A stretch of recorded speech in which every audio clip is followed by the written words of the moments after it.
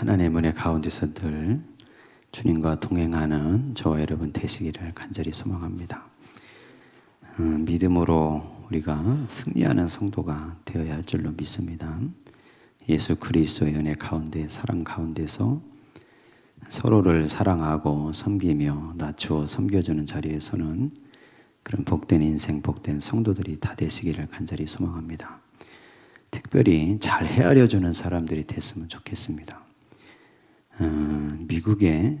미국에서 유명하게 회자되는 격언 중에 그런 말이 있죠. 여러분 많이 들어보셨을 텐데, 그 사람의 신발을 신고 걸어보기 전까지는 그 사람을 판단하지 말라. 들어보셨나요? 생각해 봐야 될 이야기입니다. 그런데 사실 이 격언은 메리 토란스 레스랩이라고 하는 미국의 여류 시인이면서 감리교 설교자였던 그분이 쓴 시에서 이제 비롯된 말입니다. 그 시가 뭐 어떻게 되냐면, 제목이 너그러이 판단하세요 라는 제목인데, 이렇게 돼 있어요. 다리를 절거나 비틀거리며 길을 가는 그 사람을 헐뜯지 마세요. 그가 신고 있는 목화신을 신어본 적이 없다면, 그가 지고 있던 같은 짐을 들고 비틀거려 본 적이 없다면, 보이지는 않지만 발바닥이 아파 눈물을 흘릴지도 모르죠. 그가 지던 짐을 당신의 등에 올리면 당신 역시 비틀거리다 넘어질지도 몰라요. 그의 목화신을 신고 1마일을 걸어보세요. 시간을 들여 그의 목화신을 신고 1마일을 걸어보세요. 이런 식으로 진행되는 시 구절들입니다. 이 시에 나오는 목화신은 뭐냐면 인디언들의 전통신입니다. 이 신은 특징이 있어요. 그게 뭐냐면 굽이 없습니다. 신발에 뒷굽이 없어요. 그러니까 이 신발이 평평한 겁니다. 이 목화신을 신고 1마일을 걷는 건 굉장히 고통스러운 일이에요, 사실은. 그 이 시인은, 이 감리교 설교자였던 레스랩이라는 이분은 시를 쓰면서 그 얘기를 하는 겁니다. 그러니까 다른 사람이 비틀거린다고, 다른 사람이 다리를 전다고, 그 사람을 헐뜯지 말고 비난하지 말고 그 사람을 흉보지 말라는 겁니다.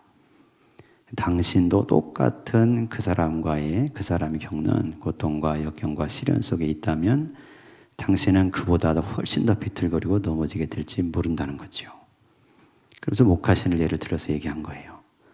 그러니까 이 신발로 얘기하는 게, 굽이 없는 신을 신고 1마일을 걷는 그 사람을 잘 헤아려 보고 그 인생을 잘 생각해 보고 자기 생각으로, 자기 판단으로, 선입견으로 판별하고 판단해서 정죄하거나 그 사람을 헐뜯거나 나무라지 말라, 그렇게 얘기하는 겁니다. 이제 가을이 지나고 겨울이 들어가는 이 시점에, 1년을 마무리하는 시점에 저와 여러분이 더 헤아려주는 사람들 되시기를 간절히 소망합니다. 왜 그래야 되냐면 우리는 다 같이 더불어 살아야 되는 인생들이기 때문이고, 또 하나님의 사랑, 그 사랑은 헤아려주는 사랑이기 때문입니다.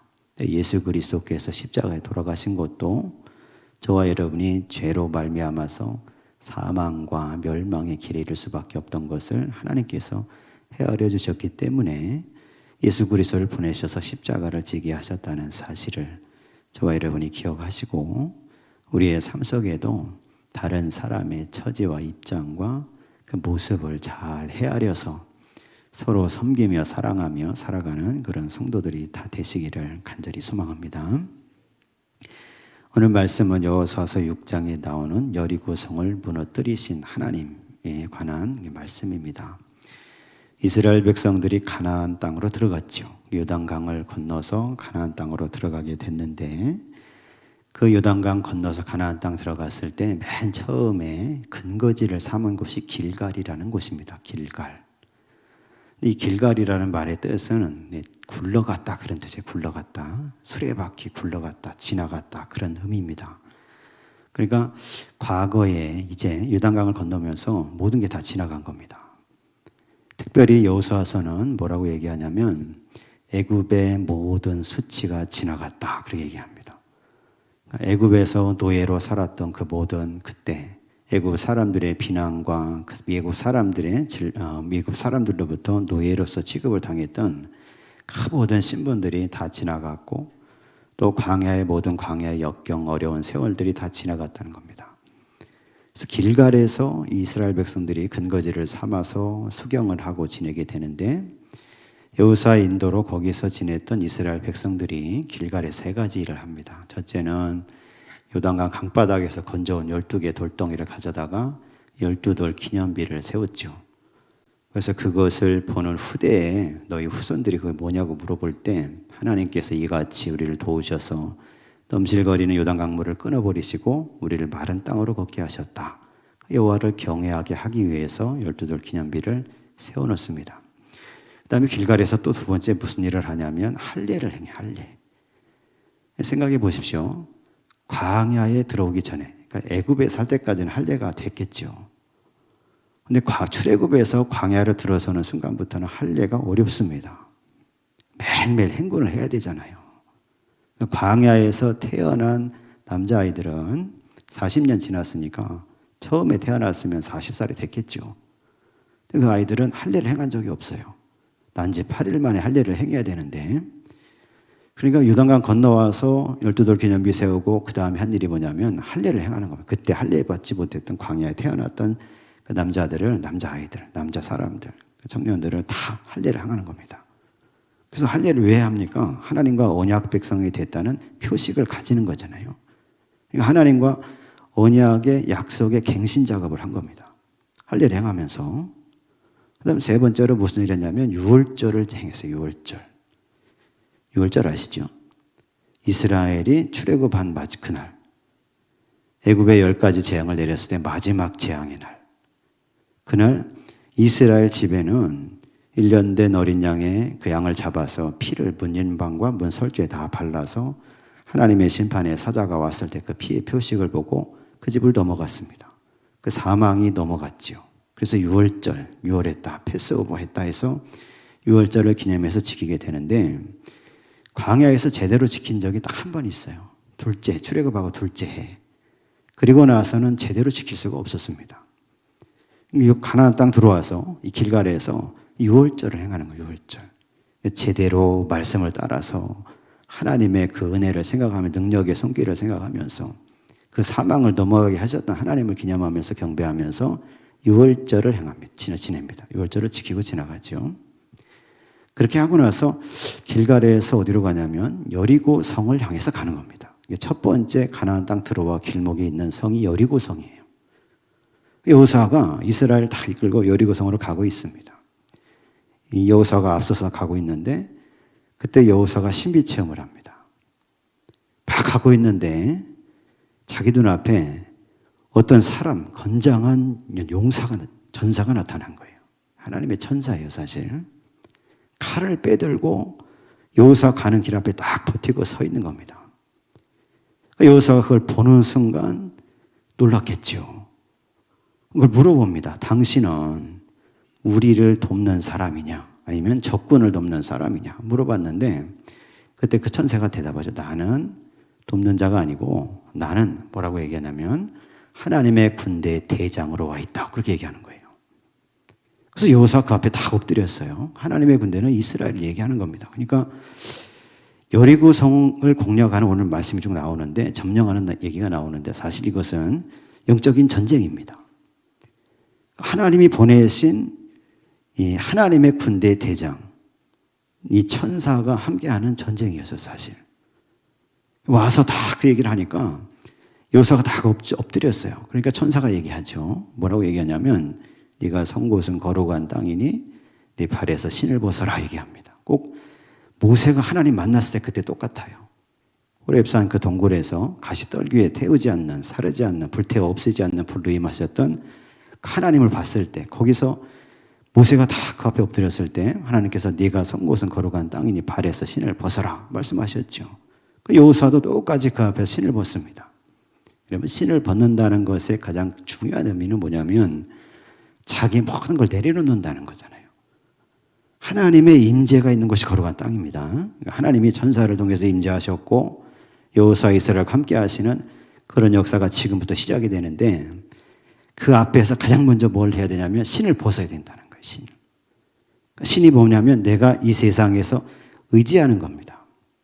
여호수아로 치면 지금 60만의 군대가 있어요. 사실 이스라엘에는 60만의 군대에 그 모든 힘을 내려놓는 거예요.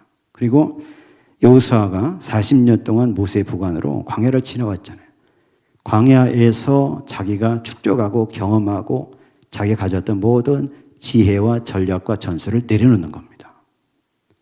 그러니까 여리고 성을 쫙 점령하는 이 사건을 볼 때 먼저 뭘 생각해야 되냐면 그 앞에 엎드려서 내 신을 벗는 일이 필요하다는 겁니다. 여호수아는 신을 벗었어요. 그러니까 신을 벗는다는 상징적인 그 의미를 그 행동을 통해서 자기가 가지고 있었던 모든 지혜나 전술이나 전략이나 의지하는 이스라엘의 군대의 어떤 힘이나 이런 걸 다 내려놓은 거예요, 사실. 그리고 나서 이제 천사를 통해서 하나님께서 여호수아 6장에서 여리고 성을 어떻게 점령하는지 방법을 알려주신 겁니다. 저와 여러분이 사실 여리고 성이 뭐냐면 상징적으로 얘기하면 우리가 이 세상에서 경험하는 정복하고 다스리고 넘어갈 수 없는 문제를 얘기하는 거잖아요. 그런 어려움과 역경의 상황을 얘기하는 겁니다. 왜 그러냐면 여리고성은 고고학자들이 다 발굴해서 연구해서 다 만들어놨는데 여리고성은 어떤 성이냐면 그 성이 그 성벽이 있는데 내벽과 외벽이 있어요. 근데 외벽이 어디에 있냐면 옹벽 위에 있어요. 옹벽이 한 4, 5m 되는 높이에 있습니다. 폭이 한 3, 4m 되는 그 위에 외벽, 그 성의 성벽이 딱 지어져 있는데 그 외벽의 높이가 한 8m 돼요. 폭은 한 2m, 한 3m 되고 경사가 35도가 된답니다. 올라가는 경사가. 근데 그 위로 한 3, 4m 위로 올라가면 또 그의 내벽이 서 있어요. 그러니까 평지에서 여리고성을 딱 바라보면 어떻게 되냐면 그 성벽 높이가 한 20m 같아요. 근데 경사가 35도입니다. 성벽 두께는 한 3m, 2m 되는 거예요. 벽이 두 개가 있고 옹벽이 있고 그것이 이 성 전체를 다 휘감고 있는 겁니다. 그러니까 아무리 몇십만의 군사가 있어도 그걸 정복하기는 정말 어려운 일이에요. 그러니까 아마 이 여호수아나 이스라엘 백성들이 여리고성을 처음 봤을 때는 야 하면서 놀랐을 거예요. 이걸 어떻게 이걸 점령하고 이걸 넘어가나. 그러니까 여리고성은 영적으로 생각하면 우리가 점령할 수 없는 문제, 극복하기 어려운 문제, 내 생각으로 볼 때, 내 눈으로 볼 때는 안 되는 거를 얘기하는 거예요. 안 되는 거. 근데 그 문제에 대해서 어떻게 이것을 점령할 거냐, 넘어갈 거냐, 이것을 해결할 거냐 하는 문제에 대해서 여호수아서 6장에서 천사를 통해서 여호수아에게 말씀해 주셨다는 거예요. 저와 여러분이 이 말씀을 통해서 같이 생각하고 나눌 때 나의 인생의 여리고성 같은 문제를 잘 넘어가는 지혜가 있게 되시기를 간절히 소망합니다. 뭐라고 얘기하냐면 여러분 말씀을 읽어보겠습니다. 2절에서 5절까지인데 한번 읽어보겠습니다. 여호수아서 6장 2절에서 5절까지 좀 긴 말씀인데 한번 같이 한번 읽어보겠습니다. 여호와께서 여호수아에게 이르시되 보라 내가 여리고와 그 왕과 용사들을 내 손에 넘겨주었으니 너희 모든 군사는 그 성을 둘러 성 주위를 매일 한 번씩 돌되 엿새 동안을 그리하라.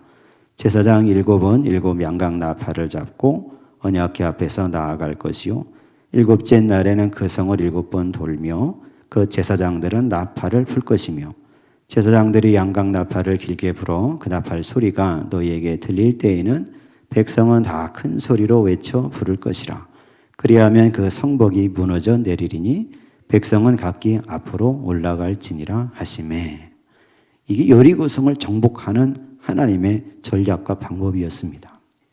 뭐라고 얘기하시냐면 맨 처음이 중요합니다. 2절에 보니까 보라 내가 여리고와 그 왕과 용사들을 내 손에 넘겨주었다 라고 선포하신 겁니다. 여러분 이 여호수아의 이 여리고성 그리고 가나안 땅 그 이후 이어지는 가나안 땅의 정복 이야기가 여호수아에서 쭉 나오는데 이 전쟁은 우리가 신학적인 용어로 얘기하면 여호와의 전쟁 이렇게 얘기합니다. 여호와의 전쟁. 그러니까 이스라엘의 전쟁이 아니에요. 하나님이 하시는 전쟁입니다. 그래서 맨 처음에 선포한 거예요. 이 성과 용사 왕들을 네 손에 넘겨주었다. 히브리어로 나타티, 이렇게 나타티, 넘겨주었다. 아직 점령하지 않았습니다. 점령이 뭡니까? 아직 바라보면 너무 웅장해서 엄두가 나지 않아요. 근데 이미 하나님께서 여호수아에게 이 성을 넘겨주었다는 거예요. 그러니까 여호와의 전쟁, 하나님이 하시는 전쟁은 특징이 거기 있습니다. 하나님이 이미 내 생각에는 정복할 수 없고 넘어갈 수 없고 극복할 수 없는 문제인데 이미 하나님은 할 수 있게 하셨다는 거예요. 이미.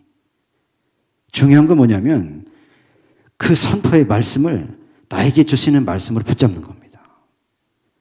여호수아는 신을 벗고 엎드려서 그 말씀을 들을 때 그 말씀을 딱 붙든 겁니다. 너에게 넘겨주었다 이미. 그 말씀을 여호수아가 딱 붙잡았어요. 그리고 나서 구체적인 방법을 말씀하시는데 어떻게 하시냐면 제사장 7명이 7 양강나팔, 양의 뿔로 만든 나팔을 불고 앞에서 쫙 지나가요. 그 뒤에 하나님의 언약궤를 맨 제사장들이 딱 지나갑니다.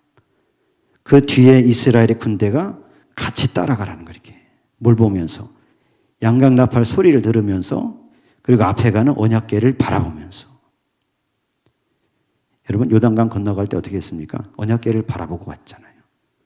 제사장들이 언약궤를 먼저 딱 메고 한 1km 앞으로 쭉 가면 그 뒤에 이스라엘 백성들이 막 따라가면서 어디로 건너갈지 방향을 잡아서 갔습니다.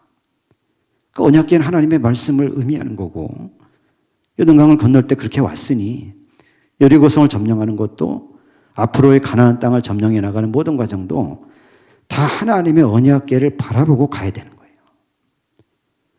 하나님이 넘겨주었다는 약속의 말씀 붙잡고 그 다음에 제사장들이 딱 들려주는 그 나팔 소리를 듣고 그리고 언약궤에 가는 방향을 보면서 그 언약궤를 따라서 말씀을 따라서 방향을 따라서 너희가 순종하면서 한 걸음 한 걸음 한 걸음 걸어가면서 그 여리고성을 도르라는 겁니다. 여러분 저와 여러분이 어떤 문제 가운데 있을 때 여리고성 같은 문제를 만날 때 하나님의 말씀을 붙드시기를 소망합니다. 문제 해결이 어디냐면 하나님 말씀 속에 있습니다. 말씀이 인도하고 말씀이 의미하고 말씀이 뜻하는 걸 내가 들여다보고 그 말씀의 방향을 따라서 가야 되는 거예요. 그러면 여리고성 같은 문제도 해결될 수 있는 실마리가 있다는 겁니다. 한번 생각을 해보십시오. 이스라엘 백성이 막 따라가요. 근데 오늘 말씀에 보니까 7일 동안 도는 겁니다. 7일 동안. 그 성 둘레를. 6일 동안은 하루에 한 번씩. 7번째 날은 하루에 7번. 그러니까 7번째 날은 새벽같이 일어나야 되는 거죠. 일주일 동안 도는데 그 말씀을 막 바라보면서 한 걸음 한 걸음 걸어가는 거예요. 이렇게. 근데 걸어가는데 중요한 건 뭐냐면 그 60만 넘는 군대가 언약궤를 바라보면서 쭉 따라갈 때 그 60만 되는 사람들 마음속에 무슨 생각이 들었을까 이겁니다. 우리도 그렇잖아요. 어떤 문제가 있어서 그걸 가지고 막 고민하고 애쓰면서 말씀을 읽고 말씀을 내가 생각하면서 막 붙잡고 기도하면서 그걸 막 씨름하면서 지나가는데 그때 순간순간 드는 생각들이 있잖아요. 60만 명 무슨 생각을 했을까? 여호수아가 여러분 뒤에 말씀을 보니까 이렇게 얘기했어요. 그때 이걸 조심해야 된다.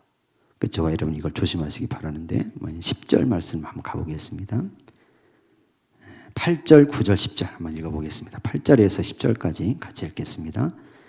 여호수아가 백성에게 이르기를 마침에 제사장 7은 양각 나팔을 7을 잡고 여호와 앞에서 나아가며 나팔을 불고 여호와의 언약궤는 그 뒤를 따르며 그 무장한 자들은 나팔 부는 제사장들 앞에서 행진하며 후군은 궤 뒤를 따르고 제사장들은 나팔을 불며 행진하더라. 여호수아가 백성에게 명령하이르되 너희는 외치지 말며 너희 음성을 들리게 하지 말라. 너희 입에서 아무 말도 내지 말라. 그리하다가 내가 너희에게 명령하여 외치라 하는 날에 외칠지니라 하고. 아멘. 여호수아가 얘기한 거예요. 그 뒤를 따라가면서 하나님의 말씀을 다 바라보고 따라가면서 6일 동안 7일 동안 돌을 때 그때 뭘 조심해야 되냐면 혀의 말을 조심하라는 결국 그겁니다. 외치지 말아라. 외치지 말란 얘기는 뭐냐면 함성을 내가 외치면서 막 나가야지. 내가 내 힘으로. 여호와의 전쟁, 하나님께서 하시는 전쟁입니다. 근데 그 전쟁에 임한 이스라엘 백성들이 지켜야 될 첫 번째는 뭐냐면 내 군사력으로, 내 힘으로, 내 능력으로 그걸 할 수 없다는 겁니다. 외치지 말란 얘기 속에는 그 의미가 들어있는 거예요. 군사들의 함성을 얘기하는 겁니다. 7일 동안 돌면서 말씀을 쫓아 살아가는데 그때 외치지 말라는 거예요. 그러니까 네 힘으로 뭘 할 것처럼 막 그러지 말라는 거예요. 두 번째는 뭐냐면 너희 음성을 들리게 하지 말라 그랬어요. 여기 음성은 뭐냐면 잡담하는 걸 얘기하는, 잡담하는 거. 60만 명이 막 지나가면서 첫째 날, 둘째 날은 그렇게 할 수 있죠. 막 조용히 막 묵상하면서 기도하면서 쫓아갈 수 있는데 넷째, 다섯째, 여섯째, 일곱째 날까지 가면 자기들끼리 막 얘기하잖아요. 무슨 얘기 막 하잖아요. 이런 얘기 저런 얘기 막 시작하죠. 어떻게 60만 명이 아무 소리 안 내고 갑니까? 여호수아가 주의한 거예요. 그러지 말라는 거예요. 너희 중에 음성을 내지 말라는 얘기는 잡담하지 말고 다른 얘기 하지 말고 집중하라는 거예요. 집중. 7일 동안 하나님의 말씀이 가시는 방향을 보고 그 말씀을 쫓아서 집중해서 기도하면서 가야 된다는 겁니다. 세 번째는 뭐냐면 너희 입에서 아무 말도 내지 말라. 이 말은 뭐냐면 불평, 원망, 탄식 이런 거예요. 7일 동안 돌 때 여러분 일주일에 그 7일 중에 후반부로 갈수록 무슨 생각이 들겠어요? 20만 명이 자기 마음속에 이런다고 저게 무너지냐? 한 사람쯤 그러면 생각하게 할 수 있잖아요. 아니 이런다고 이렇게 돈다고 7일 동안 돌았는데 아무 일도 없는데 이런다고 저 견고한 성이 무너지냐? 아니 이런다고 저 여리고성을 어떻게 점령할 수 있냐? 여러분 그 속에서 그 마음들이 왜 안 생겼겠어요? 철저하게 여기서 강조하는 겁니다. 아무 말도 내지 말라. 불평하지 말고 원망하지 말고 그 속에서 막 그런 마음이 올 때 잘 다스려야 된다는 거예요. 그래서 이스라엘 백성들은 신기하게도 그 60만 명 군사가 7일 동안 돌면서 한 사람도 그렇게 하지 않았어요. 외치지 않았고 음성을 들리게 하지 않았고 아무 말도 내지 않았다는 거예요. 여러분 저와 여러분들도 여리고성 같은 문제를 당할 때 이걸 잘 지키시기를 소망합니다. 귀를 열어서 하나님의 찬송, 하나님의 음성을 듣는 성도가 될 수 있었으면 좋겠어요. 눈을 열어서 하나님의 말씀을 잘 들여다볼 수 있게 되시기를 소망합니다. 말씀 속에서 길을 찾고 뜻을 찾고 방향을 찾으시기를 소망합니다. 찾으셨으면 그걸 붙잡고 하나님이 이루실 때를 바라보면서 기도하는 거예요. 이 7일 동안 돌았다는 얘기는 그 사람들 뭐 했겠어요? 여리고성 바라보면서 60만 명이 돌아가면서 막 기도했겠죠. 속으로 하나님 저것을 우리가 점령할 수 있게 해 주십시오. 그 속으로 막 기도하는 거예요. 근데 중요한 건 그때 뭘 하지 말라? 외치지 말고 음성을 들리게 하지 말고 아무 말도 내지 말라는 거예요. 다시 말하면 내 힘과 능력으로 할 수 있는 것처럼 딱 나서지 말고 두 번째는 잡담하지 말고 집중해서 하나님을 바라보고 세 번째는 불평하거나 원망하고 탄식하지 말고 하나님이 이루실 것을 바라보고 소망하면서 한 걸음 한 걸음 걸어갈 때 그러다가 외치라고 하는 날이 온다는 거예요. 외치라는 때 외쳤을 때 이스라엘 백성들은 여리고성이 무너지는 역사를 경험하게 됐습니다. 고고학적 발견을 보니까 이 성벽이 안에서 밖으로 다 무너졌대요. 경사가 있다고 했잖아요. 안에서 밖으로 무너지니까 성벽이 쌓여서 계단처럼 밟고 올라가서 그 여리고성을 점령했다는 말씀이에요. 저와 여러분이 이 사건을 한번 생각하고 돌아볼 때 우리가 하나님의 전쟁이라는 사실을 기억하시고 나의 인생도 그 하나님의 전쟁 속에 하나님의 영적 인도하심 속에 있다는 사실을 기억하시고 믿게 되시기를 간절히 소망합니다. 온전하게 하나님을 신뢰하고 온전하게 하나님의 말씀을 순종하는 성도들이 되어야 할 줄로 믿습니다. 의심과 불신과 원망과 탄식의 말을 저와 여러분의 입속에서 말 속에서 이걸 다 없애버리시기를 소망합니다. 어떤 사람에게 하나님이 여리고성이 무너지는 기적의 역사를 베풀어 주시느냐? 이걸 지키는 사람이에요.